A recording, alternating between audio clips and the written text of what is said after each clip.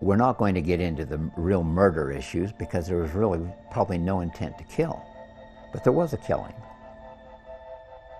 So when we're dealing with duty of due care, we're dealing with the tort of negligence.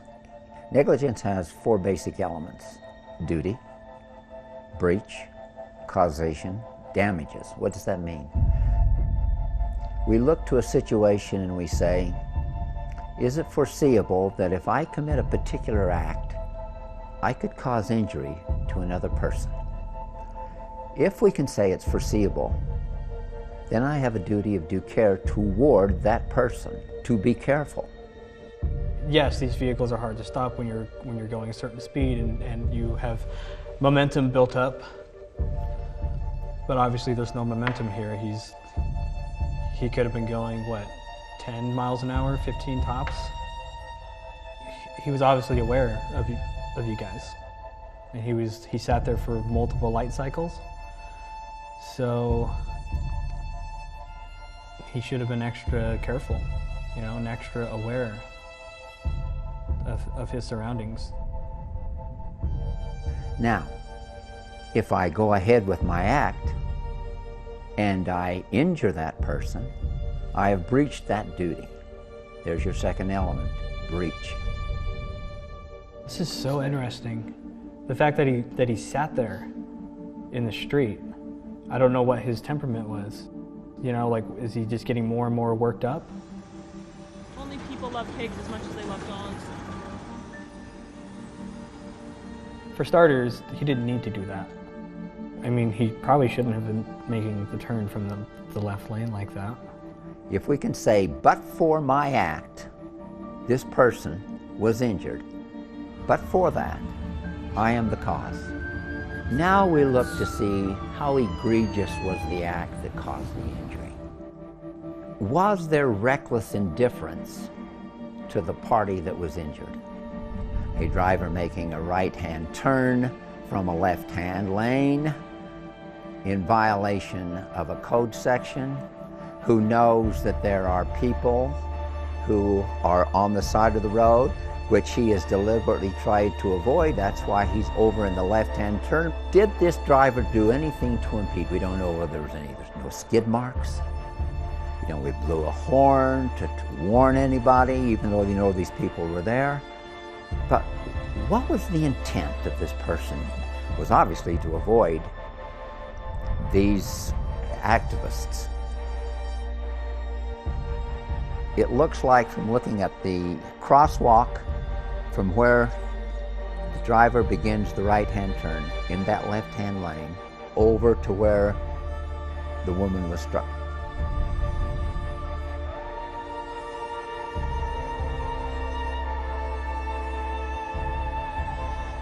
We look somewhere in the neighborhood of good 40, 50 feet, maybe more, I don't know.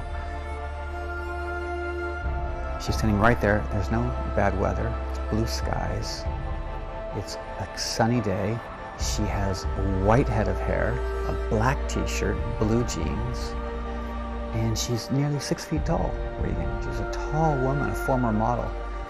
And so this argument that, I didn't see her. He was just angry, and even when we finally called 2 minutes and said, time's up, the way he whipped around the corner, he went so fast.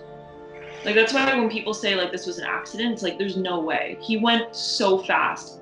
Was the driver under the influence of anything? Was the driver tested for alcohol and drugs at the scene? We say, when your behavior is so willful, when your behavior is so reckless and indifferent to the victim,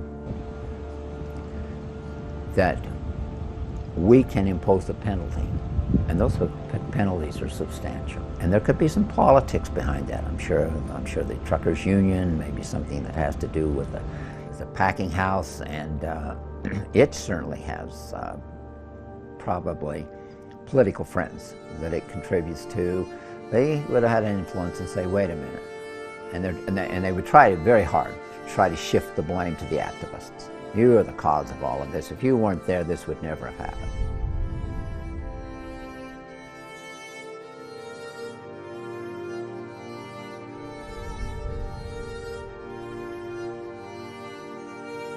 Come on, say your piece. Say my piece? Get the fuck out of my face. That's my piece. You guys are unsafe. You're gonna get your fucking self killed just like that other little debutante.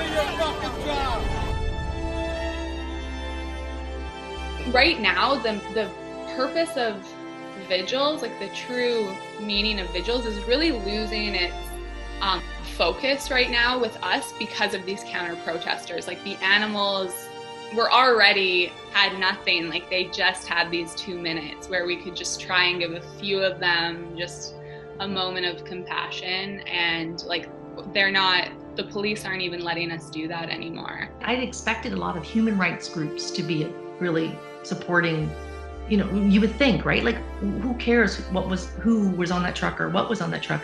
Aren't human rights activists upset? Right. Like a human got killed for standing up for what she believes in. The truck was there for about 4 or 5 minutes. And all I saw was the protesters walk away from the truck. This was totally preventable. I feel sorry for the victims' families. My heart goes out to them. I sympathize with them, but it didn't have to happen. So like, that's the kind of attitude. All the blame is taken away from the person that actually killed her, and it's putting on the activists, because if we would just shut up and go home, she wouldn't have died.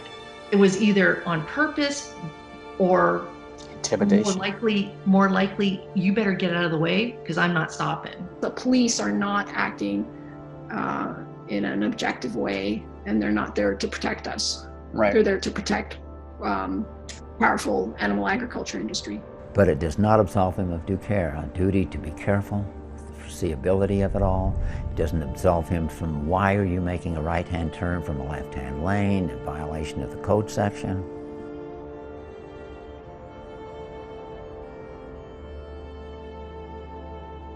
He was accelerating, like he didn't just turn at a normal speed, even a normal speed for turning for a truck.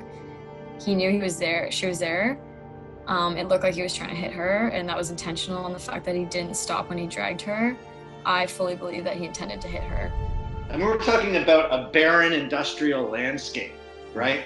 Almost like a football field, but it's concrete with a chain link fence. You can't, and two of us standing there.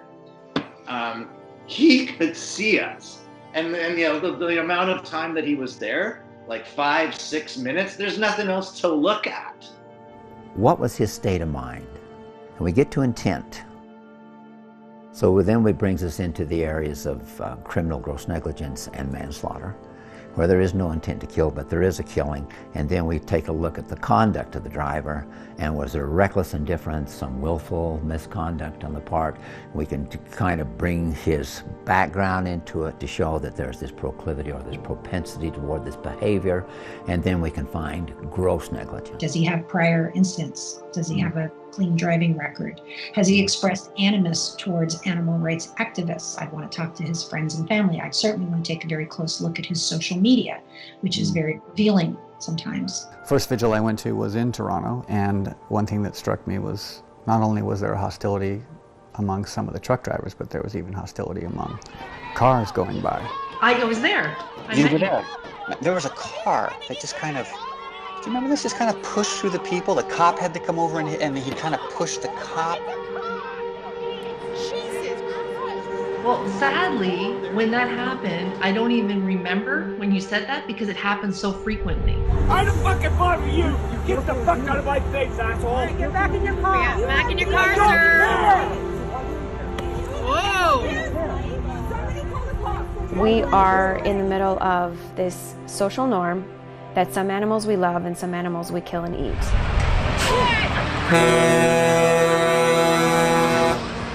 The ones who get upset with us, something about what we are saying strikes a chord in them.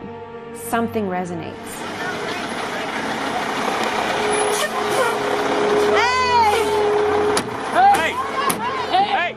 And so when I see people get upset, when I see people make jokes, that's just because the truth has landed deeper in them than they care to admit.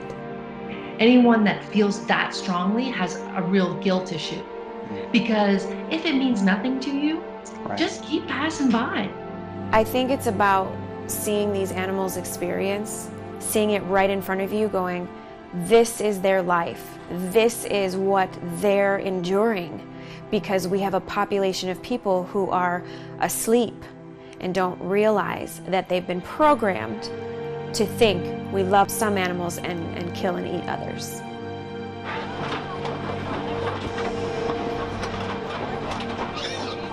Animal vigils are a unique type of activism. We stand in front of the gates of slaughterhouses and we see the animals fearful and hoping that someone will help them. They're still persons. They're not disassembled yet.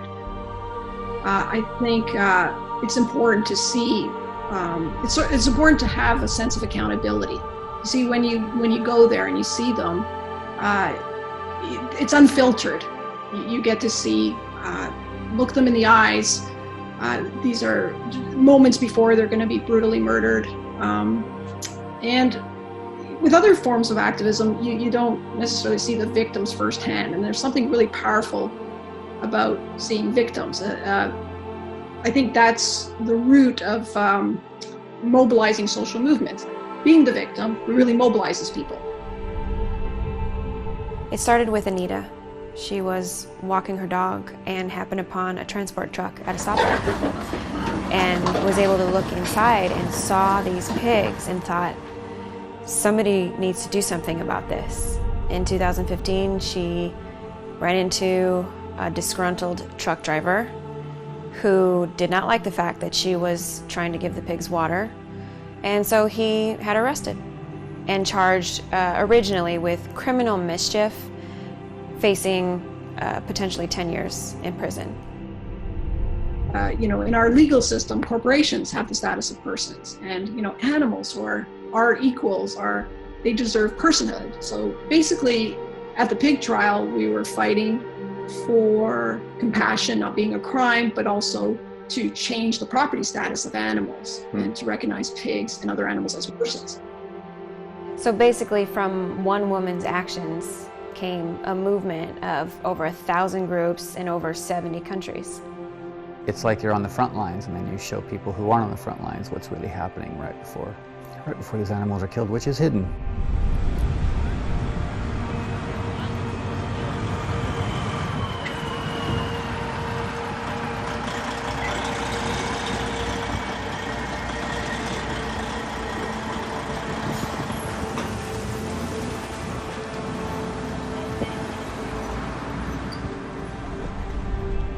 The police charged me with criminal mischief, interference with property. It was just so shocking for charging someone for an act of kindness. In this case, the driver who killed Regan, his charge is dangerous driving causing death. How do I feel about it? Like, I was charged with a criminal charge for giving water, and this trucker is charged under the Highway Traffic Act, a non-criminal charge. I feel that the justice system is corrupt.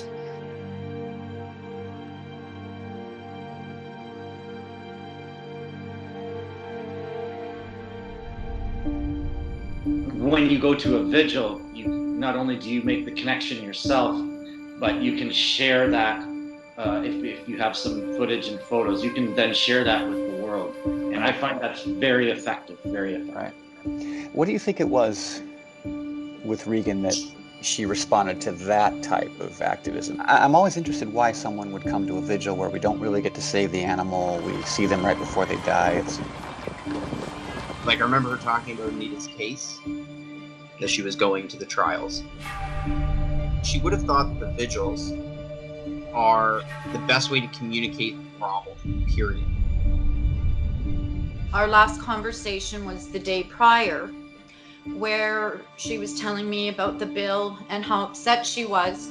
And she sounded very tired, and she said to me, "You realize with this bill being passed. Do you understand the work that lies ahead of me? Laws are not bills. Bills are how laws are introduced. You introduce a bill, and if it passes through the various committees of the legislature, eventually being signed by, in this case, the Prime Minister, we now have a law. But we're only talking about a bill. Bill 156 is an ag bill that was introduced by the Conservative government in Ontario, and it was basically written by the animal ag industry. This is what they want passed into law. Now you have to understand that a lot of things in a bill are negotiable. They will put them in knowing that they'll have to give up certain things to really get the major points. It's a law designed to cover up the truth, to stop us from documenting what's happening. That's what it is. They pass ag-gag laws that say we can't be investigated, we can't be photographed, we can't be filmed, nobody knows what's going on. Aggressive legislation that allows them to avoid the legal and economic consequences for their behavior. This is a law that purports to say, well, I guess there's some kind of zone around the truck that's private property, and that's absurd. As the truck moves along the streets and highways, it has private property, like encircling it everywhere it goes, and anybody who gets near it, passing somebody on a highway, am I now trespassing onto their private property? That's ridiculous. It looks like we're dealing with people's right to assemble, people's right to freedom of expression. All of these types of issues are going to come out. And as I looked at the legal framework, I became much more interested in the underlying economic framework, because it's the cash that drives the laws. People don't have interest in passing laws unless they're going to make money from it. That's why laws get passed. Now they say it's to protect the animals from humans, right? and to protect them from getting diseased by us. I mean, really all we do is take pictures of them, give them kind words and maybe some water. So of course it's the way that the law is worded is ridiculous. It's really designed just to hide the truth. There's no evidence that anybody has ever caused stress to an animal by providing it water on a hot day, or introduced contamination into the food supply by giving water to an animal. There's never been a case like it before. No precedent for it. That's a case of first impression. You will be making precedent.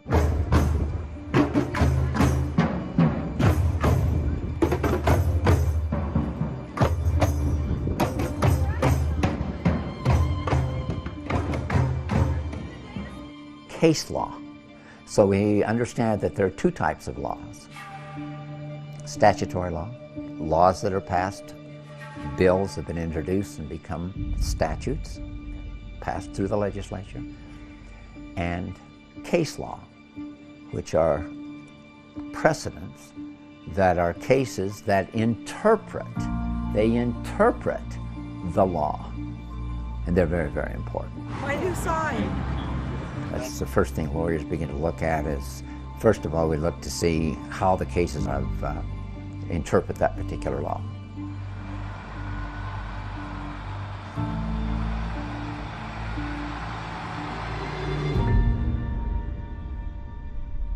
First of all, I want to start off by expressing on behalf of the Halton Regional Police our sincerest condolences to the family and friends of the woman who lost her life here today. We got a call at about 10:20 a.m. For reports of a pedestrian struck by a transport truck hauling pigs in the area of South Service Road and Harvester Road in Burlington.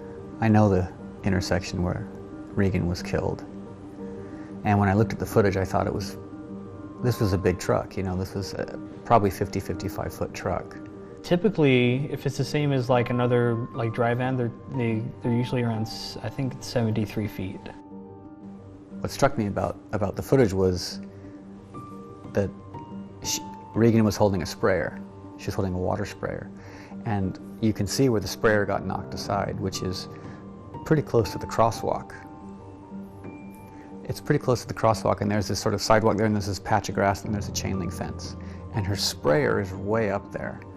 And then there is this line, this whole line of body fluids, and it's the entire length of the truck. But what's interesting is that the rear end of the truck has cleared the crosswalk. It's come inside onto this service road, and her sprayer is way up by the street, and it would appear that he didn't. Where he hit her, where her sprayer was knocked away, and where he stopped was beyond the length of the truck. This bill says that if you're driving a truck and you hit somebody, you're not responsible for killing that person unless you did it intentionally or with reckless or willful disregard for that person's safety. But there's a big gap there. What is that? Negligence. To come up with the gross negligence argument, we'd want to maybe take a look at his background. He claims he couldn't see her, there was another distraction, or she was in a blind spot. I didn't understand the or. Driving big rigs, you can have a tire blow and you don't know. You've got people flashing their lights at you and help you communicate that way.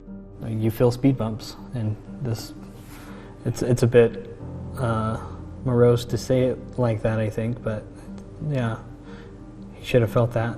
If his excuse is a blind spot or a distraction, then careless driving is not enough. There is no blind spot. You can see everyone on the curb from shoulders up all the way down the corner. Yeah, you definitely feel speed bumps. It's called a critical event. So yeah, hard bumps, hard braking, things like that. It's always recording, but it'll take a chunk of 8 seconds before and 8 seconds after. It just wants to see before, during, and after the so-called critical event. That truck driver, he saw Regan. He was staring at Regan the entire time. Like, he had a clear view of her. I remember this massive garbage truck driving by us, honking. Like, it was just absolutely chaotic.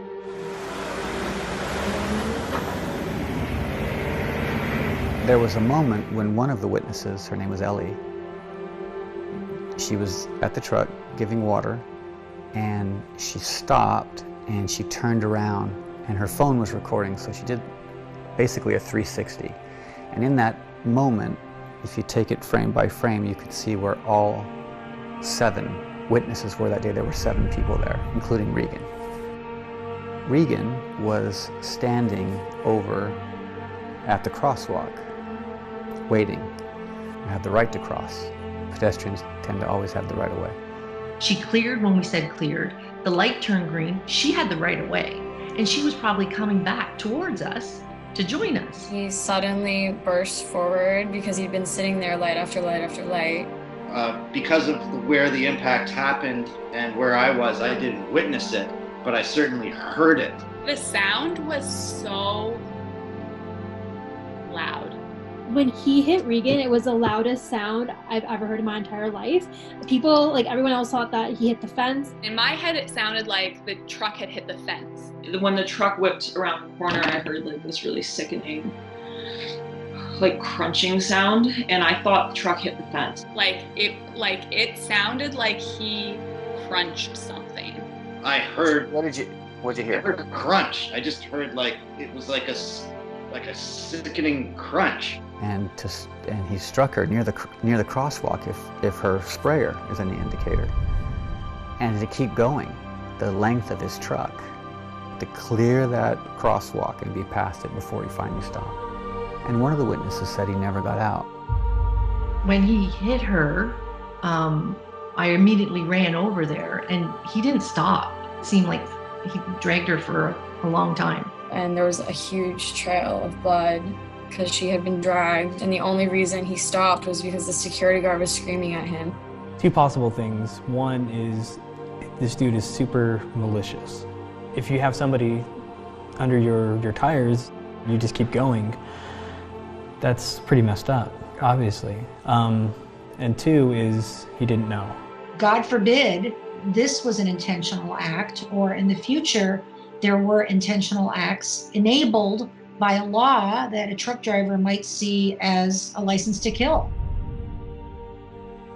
I came around the corner of the back of the truck to the driver's side, and the first thing I saw was just a trail of blood.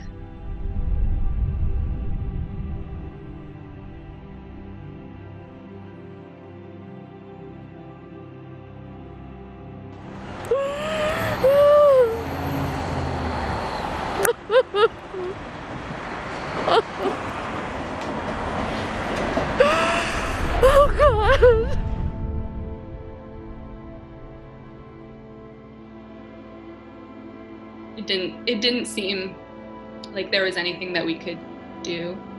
It was pretty clear that she was gone.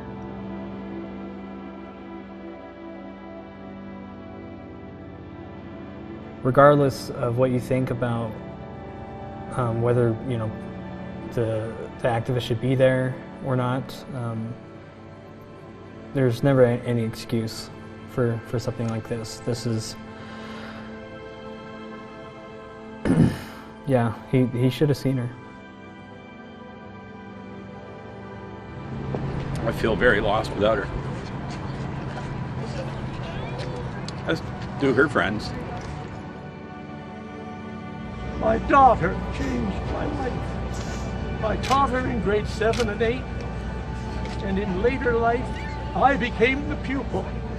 She was the greatest teacher ever had. I don't know if it does any good, but I know it does. I know doing nothing does no good. Yeah. I knew nothing about the food I was eating or any of that. There was no internet, It was, if it wasn't for Peter Singer's book, Animal Liberation, that was my only insight as to what was going on. Once you open that door as to what's going on, it is just a world of shock. We've been sold a bill of goods our entire lives. Me, my parents' generation. It is shocking, absolutely shocking. The lack of regard for the feelings of our fellow Earthlings. It is shocking.